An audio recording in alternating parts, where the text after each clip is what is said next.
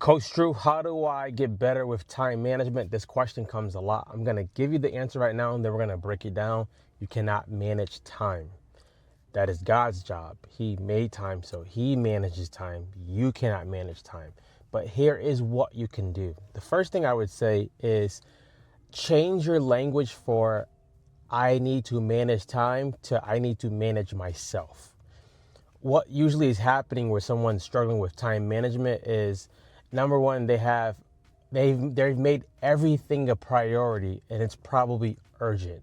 So when that happens, you can hear somebody usually list a lot of things that they need to do, and all of those things in their mind has the same amount of urgency, right? I've seen this with clients, with coaching. I've seen this with friends. I've seen this with myself at times. You are thinking, I got to do the laundry. I got to take care of my daughter. I got to go to soccer practice. You're putting all those things as a priority, which they cannot be, or else you're going to probably get none of them done.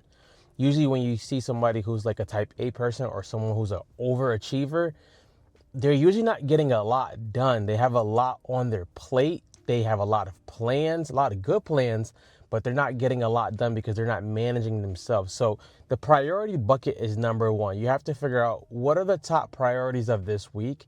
And then I would even say go down to what are the top priorities of this day. And then I would say what are the top priorities of maybe every 2 hours. I've worked with a lot of people who have a lot of ideas, who are overachievers and sometimes overthinkers. And what usually happens is they have like a 20 task, a 20 list, a task list that has like about 20 things to do. And usually the main things to get done are usually like just two of them. But they think, if I think about this thing, it must be a top priority. And sometimes when you do the top priorities, you focus on those, they tend to almost eliminate some of the other stuff, right? If you're struggling with weight loss, the priority might be just working on nutrition right now. It might not be working on the stretching routine, the running routine, the lifting routine. It may be right now, just for a couple of days, working on just the nutrition routine. Now, if you're an overachiever or you're a type A person, you will say, Drew, that's good for somebody else, but I got to work on them all at the same time. And it usually ends up being bad. You usually end up getting no result. So priority, find out what are your top priorities in this season of your life. They may have been different like last season, but what are the top priorities in this season of your life? Like one of my top priorities now in this season of my life is making sure my family eats dinner together. And making sure at 8 p.m. my kids do not interact with me and my wife because we have all day with them. And we need alone time as a couple. So priorities is number one. Number two is eliminating distractions.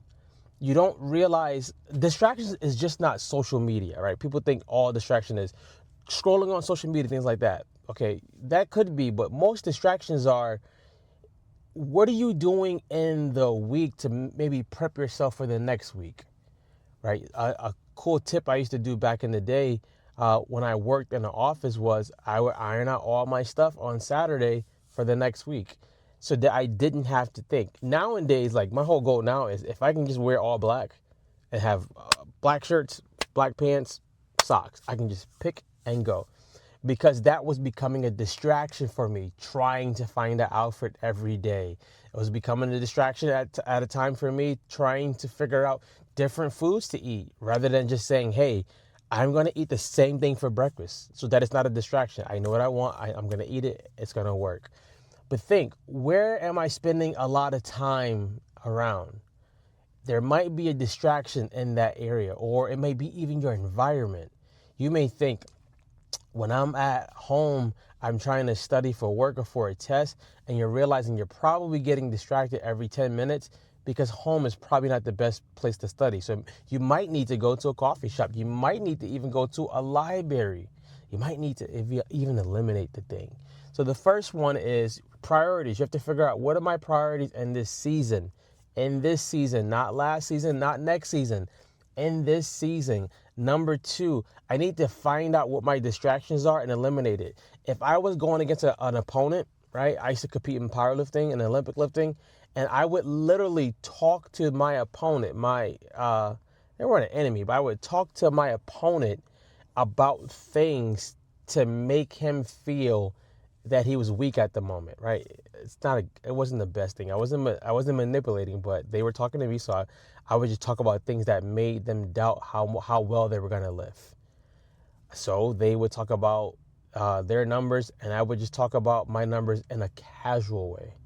I would say things like, "Hey, I squatted 500 for 5 the other day, so I'll probably open up with like 550." And it just made them feel that if he's doing that, I shouldn't even compete. You don't have to go that far, but distractions. Find out what your distractions are and try to see which ones you can eliminate. There are tons that you can eliminate, right? If you think your phone is a distraction, take all the social media apps off your phone. You probably will get a ton done. Or every time you start scrolling, get on a walking pad, get on a bike so that you have something going for yourself that's actually good. So priorities, distractions. The third one is expectations. We usually think because I do A, B is going to be the outcome immediately. And I cannot tell you how that can get you tripped up. You think because I ran a mile, I should be losing 5 pounds per week. If it was that easy, everybody would be doing it. So your expectation you have to go into the mindset that my expectation is I'm doing the work that's required and the outcome will probably come later. But I'm doing the work that's required. I'm not waiting for the outcome right now. I'm just going to do the work that's required of me. And once I realize that I keep doing that, I fall in love with this habit. That habit usually becomes your behavior, and that becomes your lifestyle. And then lo and behold, you have outcomes. If you think I'm only going to do this to get an outcome really, really quick, you're not going to manage the time, one. B, you're going to probably be more frustrated. So in a nutshell, you cannot manage time. It cannot be managed by human beings, but you can manage your priorities, you can manage your distractions, and you can manage your expectations. So here's my homework for you.